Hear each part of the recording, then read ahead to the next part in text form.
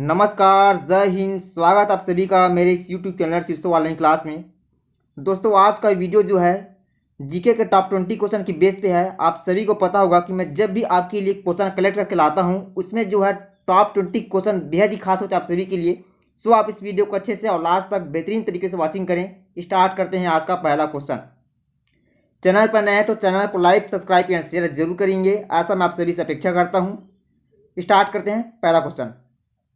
Question number पहला बेहतरीन शानदार यहाँ पास पूछा क्या है भाई कि भारत में पेट्रोलियम संस्थान कहाँ पर स्थित है। भारत में पेट्रोलियम संस्थान कहाँ पर स्थित है? तो ये जो स्थित है दोस्तों, ये स्थित है विशाखापट्टनम में। ऑप्शन नंबर पहला है इसका बिल्कुल सही हो जाएगा। विशाखापट्टनम में भारत का पेट्रोलियम संस्थान स्थित है। क्लियर। क्वेश्चन नंबर अगला। क्वेश्चन नंबर अगला है आपकी स्क्रीन पर। गांधी जी के साथ नमक सत्याग्रह शुरू किसने किया था? ठीक है, गांधी जी के साथ नमक सत्याग्रह शुरू किसने किया था? तो इसके जो करने का श्रेय जाता है वो किसके साथ जाता है? सरोजिनी नायडू ने जो है गांधी जी के साथ नमक सत्याग्रह शुरू किया था। ठीक, इसको आप ध्यान में रखेंगे। सरोजिनी नायडू कौन है? तो सरोजिनी नायडू जो है हमारे भारत के प्रथम राज्यपाल के तौर पर ये जाने जानते हैं। ठीक है, बात करें एनी बेसेंट की, तो एनी बेसेंट क्या है यहाँ पास? जल्दी से अपने कमेंट्स बॉक्स में अपने कमेंट देंगे। ये टाइप के क्वेश्चन मैं बहुत बार आपको क्लियर भी करा चुका हूँ। ठीक है, चलिए बढ़ते अगले क्वेश्चन पे। क्वेश्चन नंबर अगला। ओलंपिक चिन्ह का अर्थ क्या है? देखिए, खेल से जो है बहुत सारे रिलेटेड क्वेश्चन पूछे जाते हैं। बात यहाँ पर हो रही है ओलंपिक। जो ओलंपिक का लोगो होता है, चिन्ह होता है, उसका मतलब क्या होता है? तो उसका जो मतलब होता है वह होता है कंटिन्यू, मतलब निरंतरता। ठीक है, आपने ध्यान दिया होगा कि ओलंपिक कई टाइप से खेल प्रतियोगिता कराए जाते हैं, तो उसमें जो लोगो होता है ओलंपिक, ठीक, जो शब्द होता है उसका मतलब होता है निरंतरता। क्लियर है। क्वेश्चन नंबर अगला। अगला भाई यहाँ पास स्वतंत्र भारत के लिए सबसे पहला पदक जीता था, किसने जीता था?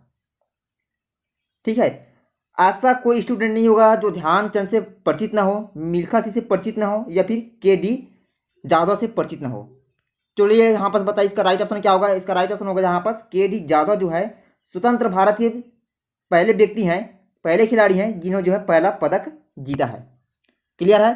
बढ़ते हैं अगले क्वेश्चन की तरफ। अगला है कौन राज्यपाल को उसके कार्यकाल से हटा सकता है? कौन राज्यपाल से हटा सकता है? ठीक, बेहतरीन क्वेश्चन यहाँ पास भी है। अब देखिए यहाँ पास जहाँ पास भी हम राज्यपाल, राष्ट्रपति, ठीक है, चीफ मिनिस्टर, संसद, न्यायाधीश, इसकी बात होती है, इस टाइप के क्वेश्चन कई बार एग्जाम में बहुत घुमावदार तरीके से पूछे जाते हैं। ठीक है, तो फिलहाल जो इस टाइप का क्वेश्चन यदि आपको मिलेगा, फिलहाल इस क्वेश्चन की बात करें, हम दूसरे टॉपिक में नहीं जाएंगे। राज्यपाल को उसे कार्यकाल से हटा सकता है, तो इसका जो राइट ऑप्शन जाएगा किसमें चला जाएगा? ऑप्शन नंबर, यदि जो भी बच्चे यहाँ पास ऑप्शन नंबर फर्स्ट यहाँ पास गेस कर रहे हैं बिल्कुल सही है, आपका ऑप्शन जो है किसमें चला जाना चाहिए? राष्ट्रपति में। यदि हम राष्ट्रपति की बात करें तो यदि आपसे पूछा जाए, कल को ये क्वेश्चन आपसे पूछा जाए कि भाई राष्ट्रपति का जो पद स्वीकृत होता है वह भारतीय संविधान के किस अनुच्छेद के तहत होता है, तो हमको बताना है कौन से अनुच्छेद के तहत। तो ये हो जाएगा 52 अनुच्छेद के तहत। ठीक है, ये राष्ट्रपति का एक पद होता है। क्लियर। यदि आपसे ये पूछा जाए कि संसद ये किन लोगों से मिलकर तैयार होता है, तो पहला होता है हमारा लोकसभा, दूसरा होता है हमारा, जल्दी बताएंगे, राष्ट्रपति, तीसरा क्या होता है जल्दी से भाई? राज्यसभा होगा हमारा। क्या होगा? राज्यसभा। ठीक है, इस चीज को आपको ध्यान में रखना है। बढ़ते अगले क्वेश्चन की तरफ। क्वेश्चन नंबर अगला। अगला क्वेश्चन है भारतीय संगीत का जनक किस वेद को कहा जाता है?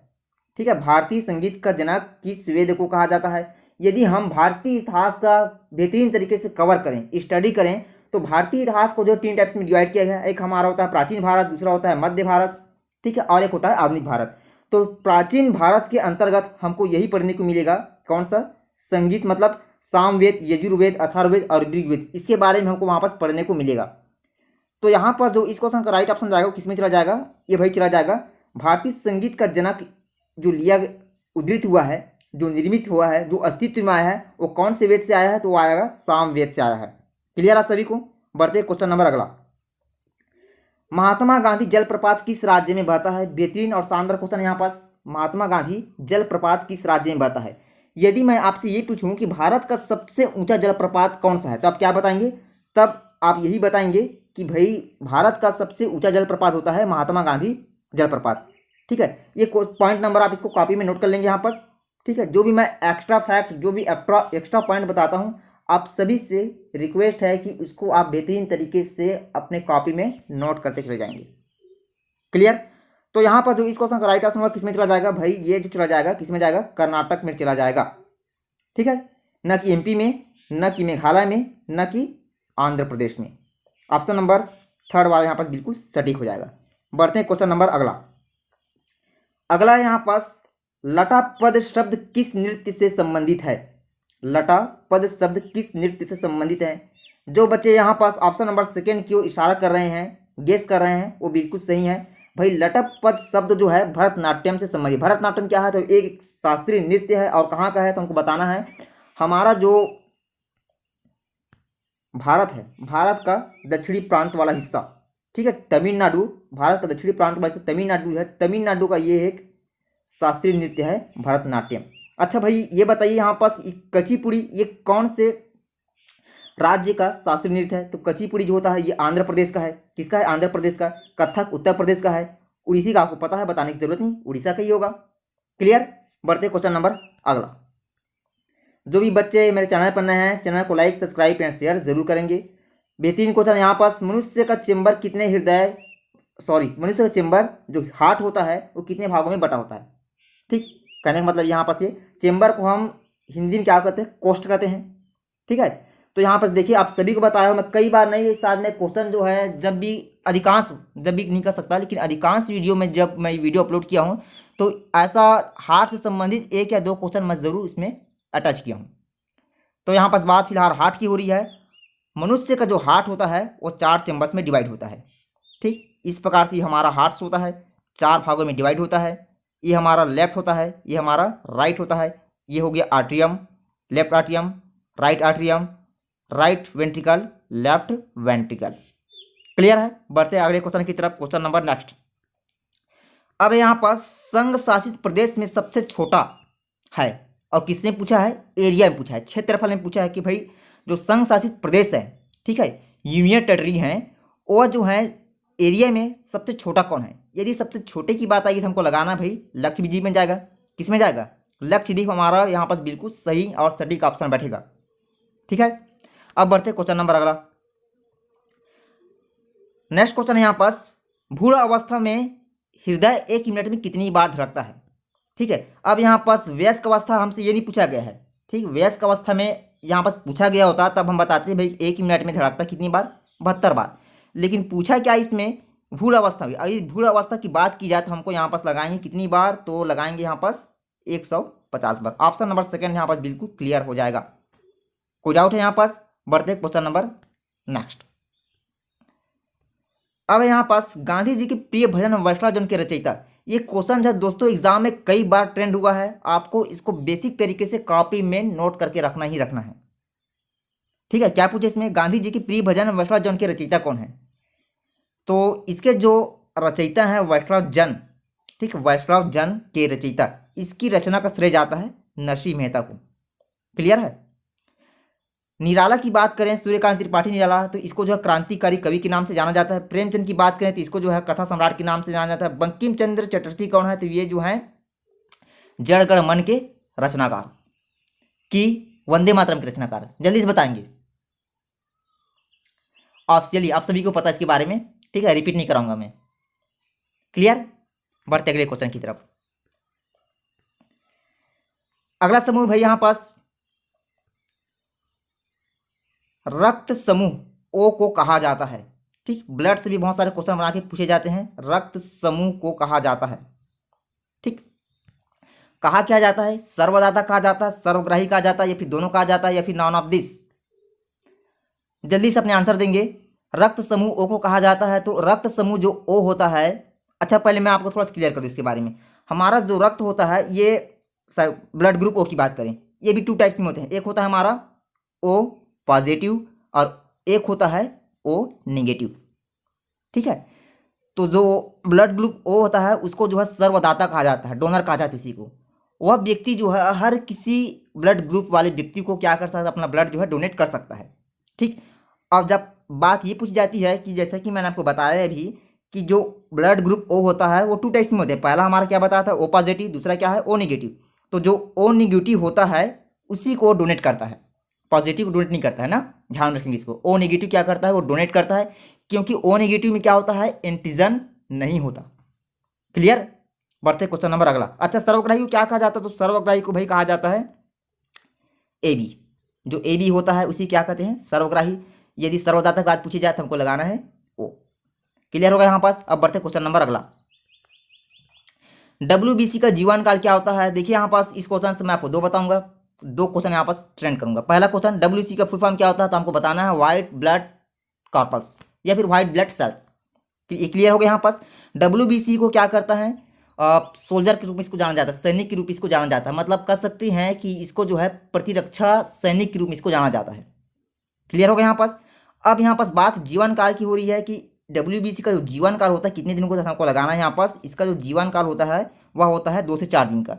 यदि हमसे ये पूछा जाता कि आरबीसी का जीवन काल कितना होता है तो हम क्या बताते भाई? आरबीसी का जीवन काल होता है 120 डेज। क्लियर हो गया यहाँ पास। अब बढ़ते क्वेश्चन नंबर अगला। अगला है आपकी स्क्रीन पर, भारत की सिलिकॉन वैली के नाम से जाना जाता है। भारत की सिलिकॉन वैली के नाम से, सॉरी सिलिकॉन घाटी के नाम से, सिलिकॉन वैली कोई एक ही बात है यहाँ पर, सिलिकॉन वैली या फिर सिलिकॉन घाटी। ठीक है, किसको जाना जाता है? तो हम यहाँ पास ऑप्शन लगाएंगे भाई, इसको जाना जाता है बेंगलुरु को जाना जाता है। ठीक, सिलिकॉन वैली के नाम से किसको जाना जाता है? बेंगलुरु को जाना जाता है। ठीक है यहाँ पास। अब बढ़ते क्वेश्चन नंबर अगला। अगला यहाँ पास, उपनिषदों की संख्या कितनी है? ठीक है, उपनिषदों की संख्या मैंने आपको बताया था। यदि हम भारतीय इतिहास में जो हमारा फर्स्ट टॉपिक होता है जिसको हम बोलते हैं प्राचीन भारत, तो प्राचीन भारत में हमको सामवेद, ऋग्वेद हो गया, बौद्ध धर्म, जैन धर्म, ठीक है, उपनिषद, इस सभी जो है हमको वहाँ पास बेसिक तरीके से पढ़ने को मिलेंगे। तो यहाँ पास बात फिलहाल हो रही है उपनिषद की संख्या कितनी। अच्छा, उपनिषद का अर्थ आपको मालूम है क्या? उपनिषद का मतलब क्या होता है? उपनिषद का मतलब क्या होता है? जल्दी बताएंगे। चलिए, नहीं पता होगा तो कोई बात नहीं, जब मैं हिस्ट्री का क्लास या हिस्ट्री का वीडियो अपलोड करूंगा तो उसमें मैं आपको उपनिषद के बारे में बताऊंगा ये होता क्या है। यहाँ पास फिलहाल ऑप्शन को लेकर चलते हैं। ऑप्शन ऐसे यहाँ पास हो जाएगा, ऑप्शन नंबर इस सेकंड में। ठीक है, 108 होता है उपनिषद की संख्या। अब बढ़ते क्वेश्चन नंबर अगला। अगला यहाँ पास, कैबिनेट मिशन भारत कब आया था? कैबिनेट मिशन भारत कब आया था? जो बच्चे यहाँ पास ऑप्शन नंबर फर्स्ट गेस कर रहे हैं वो उनका ऑप्शन बिल्कुल सही है यहाँ पास। ठीक, ऑप्शन नंबर फर्स्ट यहाँ पास सही हो जाएगा। 1946 में कैबिनेट मिशन भारत आया था। ठीक है, अब बढ़ते क्वेश्चन नंबर अगला। अगला है, रणमहल नामक छंद के रचनाकार हैं। अब देखिए यहाँ पास इस क्वेश्चन से मैं आपको 2 पॉइंट एक्स्ट्रा बता रहा हूँ। पहला पॉइंट कि भाई छंद होता क्या है ना। पहला पॉइंट हमारा ये बनेगा कि छंद होता क्या है। तो मैं आपको बता दूं कि छंद में मात्रा, यति, गति, वर्ण, तुक, इन सभी का जो व्यवस्थित क्रमबद्ध एक पंक्ति होती है उसी को हम क्या बोलते हैं? छंद कहेंगे। ठीक है, कॉपी में आप एक एक पॉइंट को नोट करते चले जाएंगे ना। अब दूसरा हमारा पॉइंट ये बनता है कि छंद कितने प्रकार के होते हैं। तो हमको बताना है कि छंद 3 प्रकार के होते हैं। एक होता है हमारा मात्रिक छंद, दूसरा होता है वर्णिक छंद और तीसरा होता है मुक्तक छंद। क्लियर हो गया यहाँ पास। तो चलिए यहाँ पास अब ऑप्शन को लेकर चलते। इसमें ऑप्शन क्या इसमें दिया है? रणमहल नामक छंद की, यहाँ पास थोड़ा सा इसको आप चेंज कर लेंगे, ये नमक नहीं नामक है ये। ठीक है, रणमहल नामक छंद के रचनाकार कौन है? तो इसका जो श्रेय जाएगा वो किसमें चला जाएगा? श्रीधर को जाएगा। ठीक है, रणमहल नामक छंद के रचनाकार हैं श्रीधर। ये क्वेश्चन भी एग्जाम में कई बार ट्रेंड हो चुका है। मोस्ट वीआईपी क्वेश्चन, आप इसको ध्यान में बिल्कुल अच्छे तरीके से रखेंगे। ठीक, अब बढ़ते क्वेश्चन नंबर अगला। अगला यहाँ पास, कौन सा स्वर संधि का उदाहरण है? यदि हम हिंदी में स्वर की बात करें, ठीक है, स्वर की बात करें जो, ठीक है, संधि की बात करें, स्वर संधि की बात करें, तो हमारा जो स्वर होता है कितने टाइप्स में होते हैं बताएंगे जल्दी से। एक होता है, जल्दी से कमेंट देंगे अपना भाई। पहला हमारा होता है, देखिए मैं बता रहा हूं आपको, पहला हमारा होता है कौन सा? दीर्घ, गुण, वृद्धि, यड़ और अयादि। ये कितने होते हैं? स्वर संधि के 5 भेद होते हैं। ठीक है, यदि बस बात सिर्फ संधि बस की होती है कि संधि कितने प्रकार का, हम यहाँ पास लगाते हैं स्वर्ग, विसर्ग और व्यंजन। लेकिन यहाँ पास पूछा क्या कि स्वर संधि करके। ठीक, तो स्वर संधि के अपने भी 5 टाइप्स होते हैं, इसको ध्यान में आपको रखना है। क्या बताऊँ मैं? दीर्घ, गुण, वृद्धि, यड़ और अयादि, ये इसके 5 भेद होते हैं। फिर यहाँ पास पूछा गया है कि स्वर संधि का उदाहरण इनमें से कौन सा है।